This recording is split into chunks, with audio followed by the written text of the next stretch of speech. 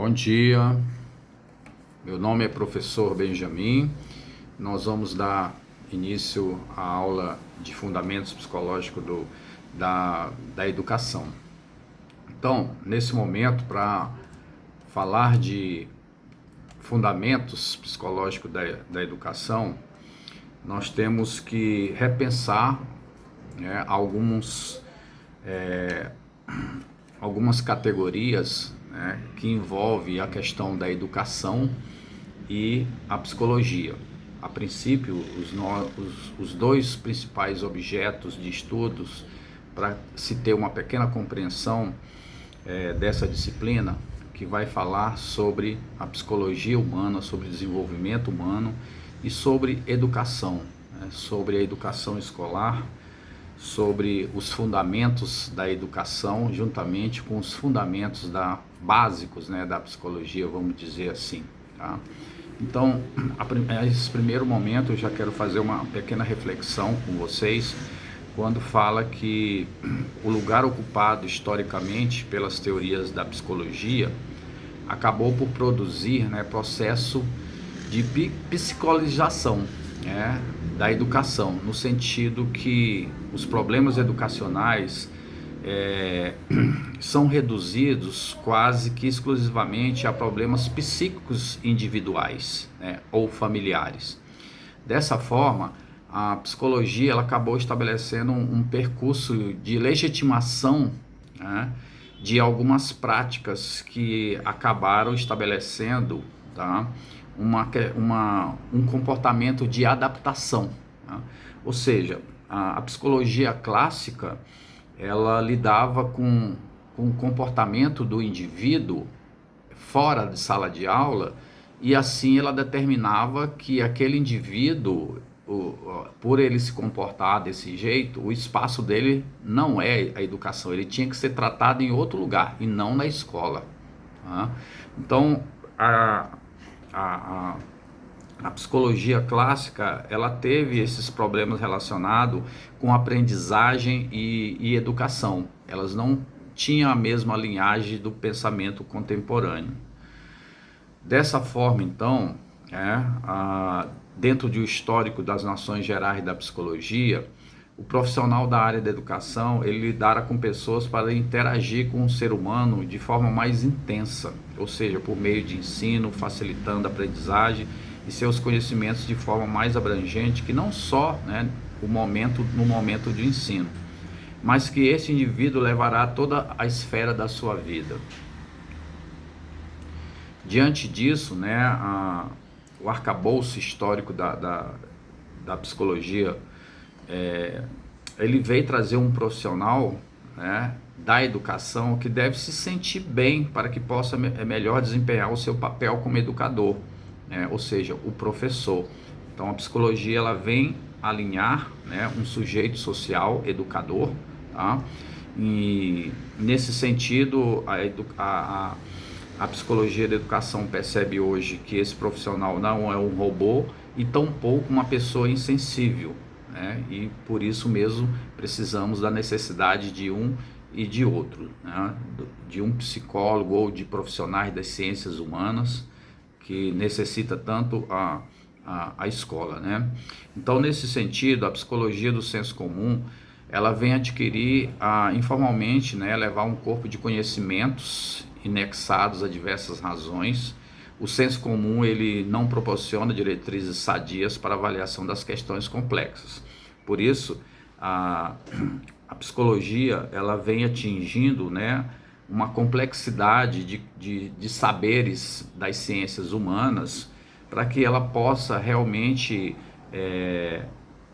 pôr em questões a sua ciência, né, os seus objetos de estudos, e que esses objetos de estudos eles não são isolados, né? Eles fazem parte também de outros objetos de estudos de outras ciências humanas, né? E que tem um ser social nesse trabalho científico, né? Os alunos, os professores, né?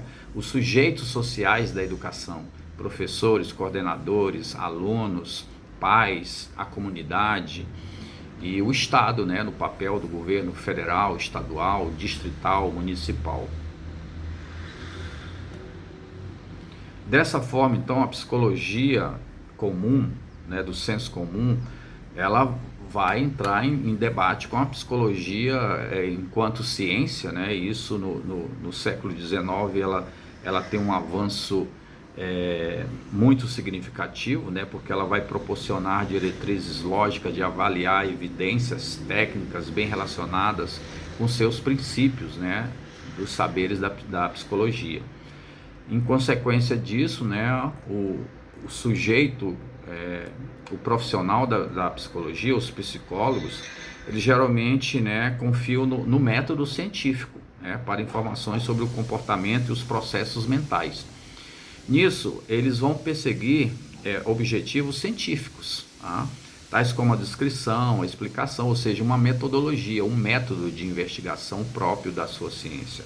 Usa um procedimento científico, inclusive a observação, tá?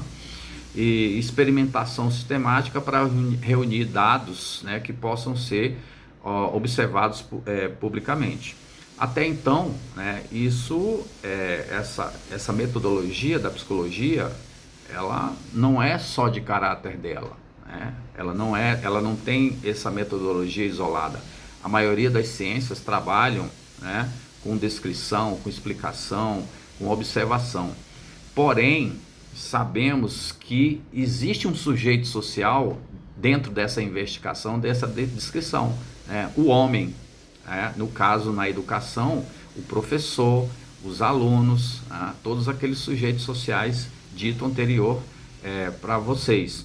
Dessa forma, então, nós temos que nos preocupar com a questão histórica, né, cultural, porque esse aluno, esse professor, ele é histórico, ele é social. A educação, ela é histórica, ela é social. E a psicologia não está isolada, ela está dentro desse contexto. A psicologia, ela é histórica, ela é social e ela é cultural. A partir do momento que as ciências humanas começam a observar o sujeito social, o homem, nesse espaço, nesse tempo, como um determinante social, cultural, humano, né? Ela começa então a verificar que determinadas crianças têm um contexto social, cultural, e que a sala de aula ela é diversa e que cada indivíduo daquele tem um contexto social, cultural. Então isso é muito importante para a psicologia nesse momento, né? Então a psicologia da educação hoje ela vem com essa finalidade de observar, de analisar esse sujeito social cultural dentro da educação, né? Então, a finalidade principal da psicologia da educação é utilizar, aplicar os conhecimentos, princípios, métodos da psicologia para análise de estudos, fenômenos educativos. A psicologia da educação, ela visa melhorar as práticas educativas em geral, concretamente educação escolar, elaborar explicações, adequações úteis para o planejamento, desenvolvimento dessas práticas, né? E essas ideias, elas estão de acordo com Salvador, de uma obra de 1999.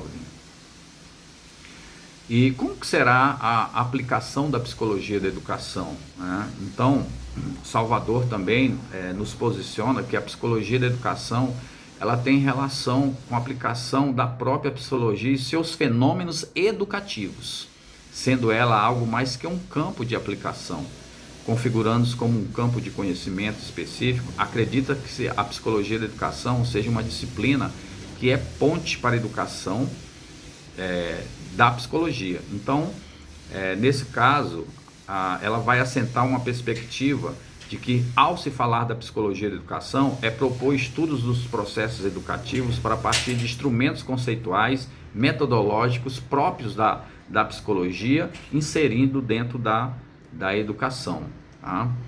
E, nesse caso, como é que o educador, né, se relaciona com a psicologia da educação? É um trabalho muito complexo, né, porque envolve muitos fenômenos educativos. E tal estudo, né, na sua compreensão e na sua interpretação, ela vem a contribuir por meio de diversas disciplinas. E é necessário articular conteúdos específicos, né, de cada disciplina, né, a biologia, português, física, né. Os professores devem então combinar contribuições da psicologia da educação com o raciocínio filosófico, ou seja, envolve outras ciências humanas, com as consciências sociológica, ou seja, a sociologia, análises políticas, ambientais, espaciais, históricas, né? Então, a psicologia da educação e o educador, ele está envolvido dentro desses saberes das ciências humanas. Dessa forma, então, como que o educador vai se relacionar com ela em si? Nós sabemos hoje, né, a problemática da educação, hoje a questão da violência, a questão do bullying, a questão do racismo, do preconceito, e isso está, né, na escola básica principalmente, né? Então a psicologia da educação, ela vem nos proporcionar um auxílio, né, a esses desafios, no sentido de uma resolução de cada problema específico, né, que é enfrentado pelo professor. Em outras ocasiões, né, ela vem como uma base de escolha metodológica para cada caso específico desse, e conhecimento, né, daquela prática que o professor quer exercer com aqueles alunos. Tá? Então, dessa forma, a psicologia ela vai trazer dimensões no seu processo educativo, né? Ela vai trazer uma explicação, a princípio, de uma dimensão teórica explicativa, que inclui uma sequência de conhecimentos organizados conceitualmente em relação aos componentes psicológicos dos processos educativos, por meio dos quais é possível ser obtida uma melhor compreensão e aplicação das características do desenvolvimento das sequências desses processos. Tá? Então, ela, dentro dessas dimensões da psicologia da educação, tem a dimensão projetiva, que inclui uma série de conhecimentos de natureza procedimental sobre planejamentos de processo educativo, por exemplo, atividade de ensino e aprendizagem, né, dentro dos objetivos propostos de cada professor, né, do plano de ensino dele, porque vai envolver avaliação, aprendizagem, seleção de materiais, né, atenção à diversidade dos grupos, dos alunos que tem na escola. Então tudo isso é baseado ou inspirado numa análise de compreensão psicológica presente. Tá? A outra dimensão que a psicologia da educação traz é a dimensão prática, né? Depois daquela teórica, metodologia teórica, ela vem então colocar em questão aqueles métodos científicos, que aí vai incluir uma série de conhecimentos orientados dentro de uma intervenção direta do desenvolvimento de processos educativos. Aí entra a educação, né, com seu método também de prática de ensino, ou seja, a partir da perspectiva do exercício da função do docente, do trabalho docente, seja a partir de uma perspectiva de intervenção psicopedagógica. Tá? Então, partindo disso, né, a primeira linha de pensamento, o primeiro princípio que a psicologia vem a trabalhar dentro da educação é entender o que é o desenvolvimento humano, porque a psicologia, a educação, vamos ter o exemplo da educação básica, né, ela vai colocar a infância, né, a adolescência, o adulto, né, e o idoso. Então nós temos que compreender o desenvolvimento humano, né? Dessa forma, é um terreno vasto cuja natureza central é a descoberta de mudanças, de novas aquisições do crescimento humano. Tá? Nesse sentido, trago o Palácios, 1995, que refere-se ao processo de mudanças psicológicas que ocorrem nas pessoas ao longo de sua vida. As mudanças que interessam ao psicólogo no desenvolvimento são aquelas que se relacionam o processo de desenvolvimento das pessoas, seu processo de crescimento, as suas experiências vitais significativas, né? E então o desenvolvimento humano, ele é uma categoria de trabalho da psicologia da educação, porque vão trabalhar mudanças intensas, né, no desenvolvimento humano, e principalmente nos primeiros anos de vida do ser humano, que são resultados de avanço, né, na questão do pensamento, do sentimento, do comportamento, em diversos níveis e complexidades cada vez maiores, tá? Então, essas modalidades do processo de desenvolvimento humano, aí vem os teóricos como Freud, trabalhando a psicologia sexual, o Piaget, o cognitivo, né, o pensamento, o Vygotsky, né, com o histórico social, cultural do ser humano, né, a criança ela tem um contexto social, cultural, o adolescente, o adulto, tá? E essas mudanças, então, ela trazem princípios do desenvolvimento humano, né? Continuidade, mudanças, etapas, interações, conhecimentos, ações, ou seja, mudanças universais, transformações físicas, né, do corpo humano, hormônios que marcam a puberdade, mudanças singulares como diversidade cultural, social, política, econômica, que constituem os contextos do qual é o desenvolvimento dos seres humanos.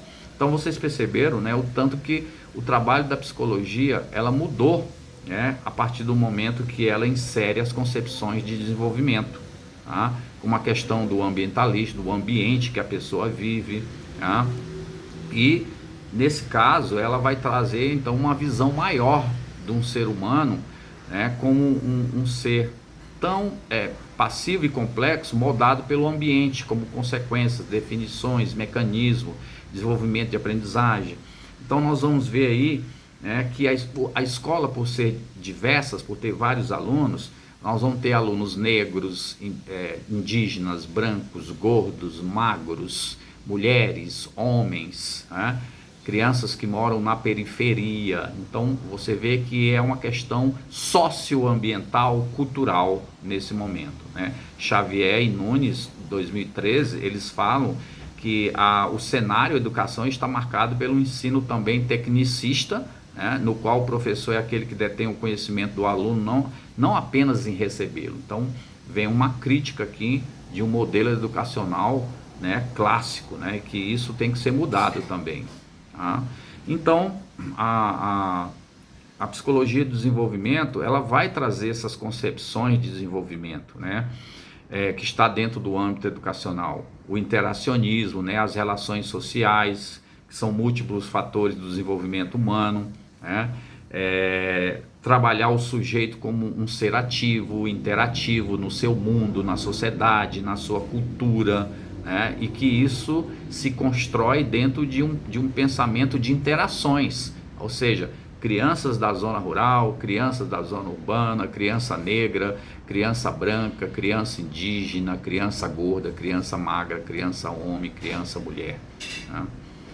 E para isso é necessário entender, né, as perspectivas teóricas da fase do desenvolvimento. Por isso que a teoria psicanalítica de Sigmund Freud, né, o desenvolvimento humano, ele é marcado pela força, né, do libido, que assume várias formas, que se localiza em determinadas regiões do corpo, mas que o sujeito encontra uma satisfação na medida que se desenvolve. Então essas são as fases psicossexuais: oral, anal, fálica, latência, adolescência, né? Além de traz a perspectiva teórica da fase de desenvolvimento, né?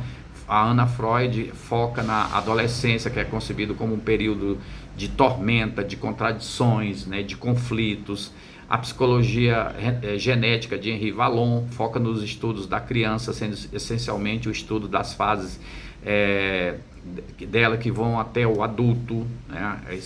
Ela foca esse desenvolvimento. Outro estudo é a perspectiva do Rudolf Steiner, da pedagogia de Waldorf, o desenvolvimento por pensar, sentir, querer, desejar, esse sentir tristeza, sentir alegria.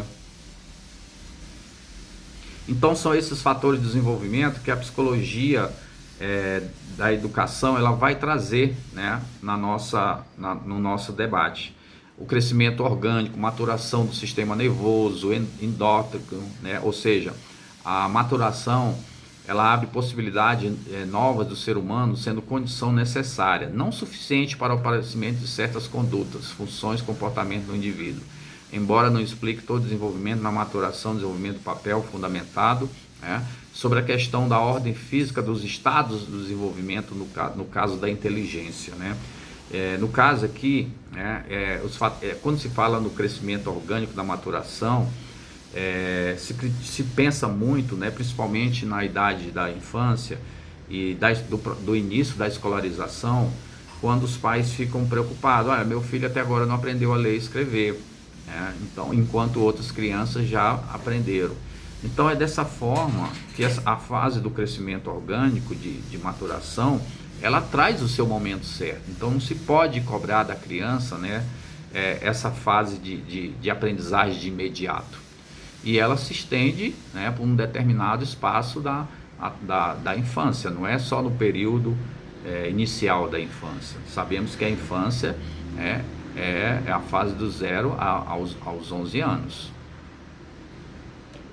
E aí traz um debate com Vygotsky, da experiência do fator influente no desenvolvimento, interesse no conceito de atividade do indivíduo com o mundo, porque a criança, o mundo é a família, depois ela vem com a escola, e lá na escola é que ela vai entrar em contato com a diversidade, com o social, com outro cultural, com outras linguagens, Vallon também realça a experiência com um dos elementos fundamentais do desenvolvimento, como a habilidade intelectual complexa. Uma ideia central de sua teoria é a construção da inteligência a partir dos atos motores, ou seja, a ação da criança sobre o mundo físico que ela vai construir no seu pensamento. Então é muito comum, as professoras da educação infantil trabalhar a coordenação motora, trabalhar a questão histórico-espacial, o que está longe, perto, ontem, amanhã, futuro, passado, presente, perto, longe, alto, baixo, as primeiras noções de espacialidade, de tempo, que se trabalha dentro dos fatores de desenvolvimento, e que Vallon tem uma contribuição muito grande em relação a isso.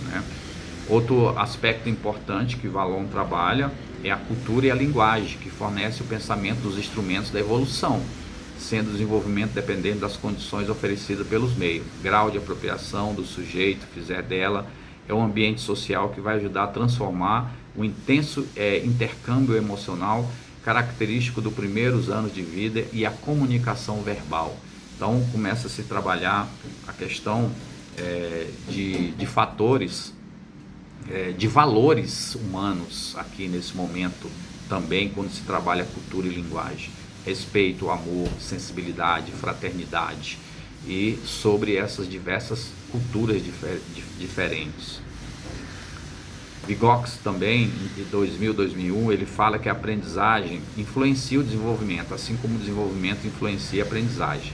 A boa aprendizagem conduz um desenvolvimento, a aprendizagem influencia nas funções psicológicas, memória, atenção, pensamento, consciência, possibilidade da formação funcionais complexos. Quando a criança e o jovem aprende, eles estão desenvolvendo a tomada de consciência e a apreensão das diversas funções psíquicas. Então essa tomada de consciência, ela é muito importante, o papel aí do professor como um agente impulsor dessa tomada de consciência, o respeito ao negro, ao branco, ao índio, à mulher, aos homossexuais, respeito à diversidade. E dessa forma, então, é que a psicologia da educação, a psicologia, ela vem contribuir com a questão da educação, principalmente a respeito, de como que o professor ele vai lidar com certos comportamentos de desigualdade, de violência, de preconceito, as suas dificuldades que hoje tanto se afloram no ambiente escolar. Então, psicologia e educação vem aliar essa questão de um trabalho docente pedagógico. Dessa forma, então, diante desse resumo desse debate, vocês vão ter uma orientação de exercícios práticos avaliativos, que em seguida serão retornados a mim para uma correção, né, essa avaliação. Desejo sucesso a todos nessa disciplina. Até mais. Um grande abraço para todos.